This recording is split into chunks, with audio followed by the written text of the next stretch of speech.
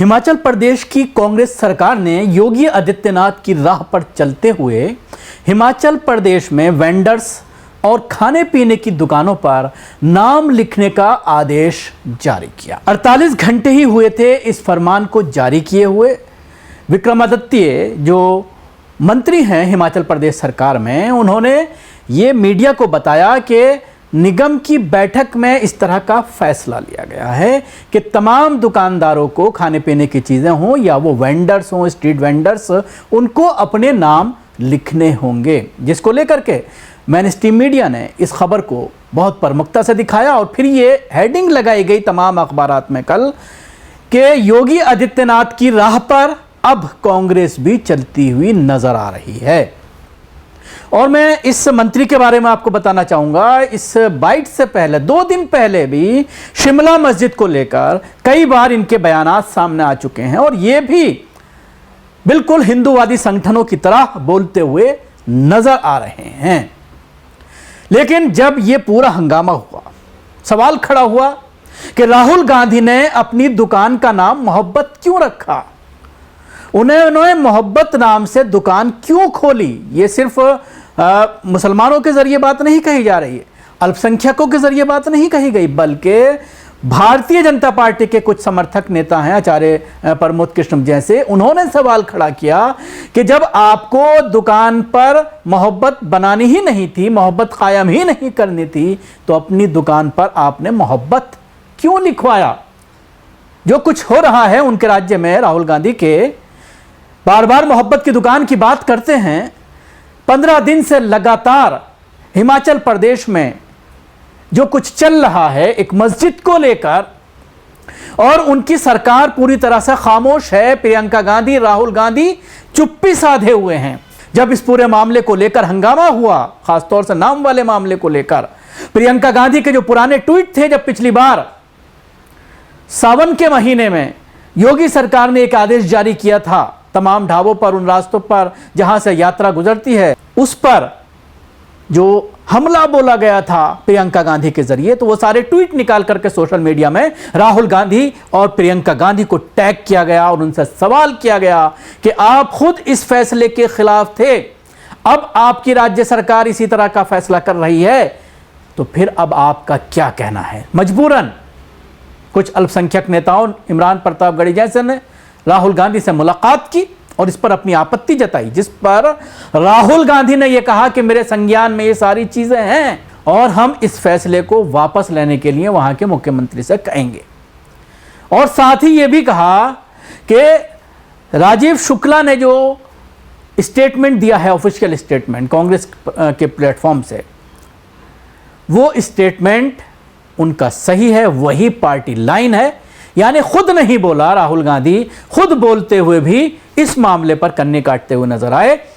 राजीव शुक्ला से एक स्टेटमेंट दिलाया गया और कहा गया कि यह फैसला ऐसा नहीं है, उसको बात को बनाने की कोशिश की गई, ये बताने की कोशिश की गई कि उसका गलत इंटरप्रेशन हुआ था, फैसला कुछ इस तरह से था। सुनिए खुद राजीव शुक्ला की जबानी। देखिए, जहां तक विक्रमादित्य की बात है, हमारी मुख्यमंत्री जी से भी कल बात हुई, विक्रमादित्य जी से बात हुई, वो उसमें है ये कि विधानसभा अध्यक्ष ने कमेटी बनाई, तो जो जगह जगह जो वेंडर बैठ जाते हैं, रेडी वाले, पटरी वाले, तो ये भाई इनको एक स्थान दो, इनको लाइसेंस दो और इनको रेगुलेट करके ताकि वो बैठें, ताकि उनको पुलिस वाले भगाएं भी नहीं, और जो जगह दी गई उस जगह पे बैठें। उसमें आधार कार्ड भी लगेगा, सब लगेगा जब लाइसेंस।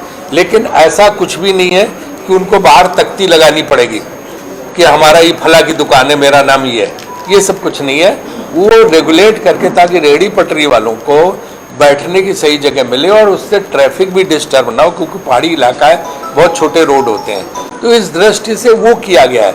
विक्रमादित्य ने भी उसमें स्पष्टीकरण दिया है कि सिर्फ रेगुलेट करने की बात है, वो कोई योगी पैटर्न पे या वहाँ तो उस चीज, हर चीज़ को राजनीति तो कम्युनल उससे करती हैं। हाँ, ये वो बात नहीं है।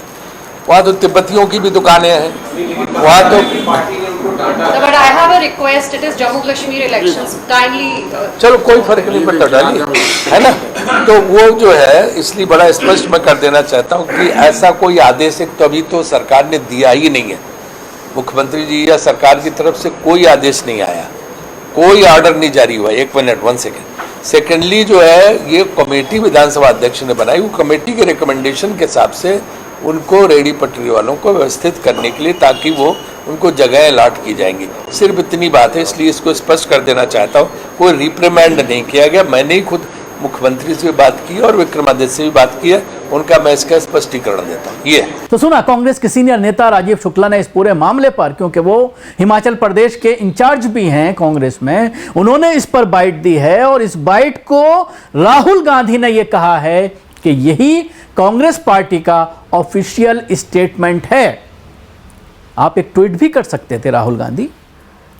हमेशा आप अगर दलितों का कोई मामला होता है, ओबीसी का कोई मामला होता है, खासतौर से उत्तर प्रदेश में या भारतीय जनता पार्टी शासित राज्यों में अगर किसी पर जुल्म होता है तो आप खुद पहुंच जाते हैं। सबसे पहले आपका और आपकी प्यारी बहन प्रियंका गांधी का ट्वीट आता है और अन्याय के खिलाफ खड़े होने की बात आप करते हैं। लेकिन जब आपके राज्य में पिछले 15-20 दिन से अन्याय हो रहा है मुसलमानों के साथ, सड़कों पर उतर करके जिस तरह से मस्जिद पर आतंक मचाया जा रहा है, अल्पसंख्यक होने की वजह से मुसलमान वहां पर अपनी आवाज नहीं उठा पा रहे हैं, जो उस मस्जिद के इमाम हैं, जो उस मस्जिद के कर्ता धर्ता हैं, जो कमेटी के लोग हैं, वो दब गए हैं, डर गए हैं, जिसकी वजह से उन्होंने अपने आप को सरेंडर कर दिया है। बाहर से कोई वहां जा नहीं सकता है, आबादी बहुत कम है, इसलिए मजबूरन मुसलमान वहां पर डरा हुआ है और सहमा हुआ है। जो दबाव बनाया जा रहा है प्रशासन की तरफ से, आपके प्रशासन की तरफ से, कांग्रेस सरकार की तरफ से जो मुसलमानों पर दबाव बनाया जा रहा है, उसकी वजह से वहां की कमेटी के लोगों ने दबाव में आकर के यह फैसला किया और कहा कि अगर कोर्ट कहेगी मस्जिद के कुछ फ्लोर उतारने के लिए तो हम उसके लिए तैयार हैं। मजलिस के दिल्ली के अध्यक्ष वहां पर जाते हैं, जामई वीडियो बनाते हैं, वो दिखाने की कोशिश करते हैं कि किस तरह से आसपास के इलाके में मस्जिद से भी ऊंची बिल्डिंगें बनी हुई हैं। तो उनके खिलाफ एफआईआर दर्ज कराने के लिए हिंदूवादी संगठन के लोग जाते हैं, बाकायदा कंप्लेंट रिसीव कराई जाती है और उनके ऊपर यह आरोप लगाया जाता है कि वो इलाके का माहौल खराब कर रहे हैं। वाह भाई वाह, इलाके का माहौल कौन खराब कर रहा है? पूरी दुनिया देख रही है। कई हजार अवैध प्रॉपर्टीज हैं जिसमें बहुत सारे मजहबी इमारत भी हैं, मंदिर मस्जिद गुरुद्वारे चर्च भी हैं, लेकिन बहुत सारी पब्लिक प्रॉपर्टीज भी हैं जिनको नोटिस दिया गया है। लेकिन सिर्फ एक ही प्रॉपर्टी है जो खल रही है, जिस पर एक्शन लेने की बात कही जा रही है। अब इसको अगर आप कैमरे के जरिए शूट करते हैं, उसको दिखाते हैं कि कैसा अन्याय हो रहा है मुसलमानों के खिलाफ, तो उनके खिलाफ एफआईआर दर्ज कराने की कोशिश की जाती है और उल्टा उनके ऊपर यह आरोप लगाया जाता है कि माहौल को खराब करने की कोशिश की जा रही है। बिल्कुल उसी तरह से जिस तरह से बीजेपी शासित राज्यों में मुसलमानों के ऊपर इस तरह के आरोप लगाकर उनको सलाखों के पीछे पहुंचा दिया जाता है, घरों को बिल्डोज कर दिया जाता है। हंगामा कौन करता है उसकी सजा कौन भुगतता है। बिल्कुल उसी तरह से राहुल गांधी की इस मोहब्बत की दुकान में भी ये सिलसिला लगातार चल रहा है और एक्सपोज हो गए हैं। अब सवाल ये खड़ा हो रहा है कि राहुल गांधी या कांग्रेस पार्टी इस पशुपेश में है कि कई राज्यों के इलेक्शन हैं, किस तरह से अपना स्टैंड हम रखें। अगर वो खुलकर के सामने आते हैं मुसलमानों को लेकर के तो फिर उनका हिंदू वोट बैंक खिसक जाएगा। क्या वो सॉफ्ट हिंदुत्व को अपनाएं या हार्ड हिंदुत्व को जो बीजेपी का हिंदुत्व है? तो मुझे लगता है कि कुछ जो राहुल गांधी के जो सलाहकार हैं वो उनको ये मशवरा दे रहे हैं कि आपको हार्ड हिंदुत्व अपनाना चाहिए। मुसलमानों की मजबूरी है, वोट देंगे तो किसको देंगे। लेकिन अब मुसलमान सतर्क होता हुआ नजर आ रहा है। बहुत जल्द आप देखेंगे, कुछ ही सालों में आप देखेंगे कि मुसलमान अब हतमी फैसला करेगा कि कौन उसका अपना है, कौन सिर्फ उसके वोटों का इस्तेमाल करता है और किस तरह से अपने लोगों को लोकसभा और विधानसभा में पहुंचाया जाए। इसको लेकर मुसलमान अब सीरियसली सोचने लगा है। खासतौर से अभी जो मुंबई में जो रैली हुई है नामूस रिसालत के नाम पर, उस रैली के बाद एक बड़ी बहस छिड़ गई है सोशल मीडिया पर।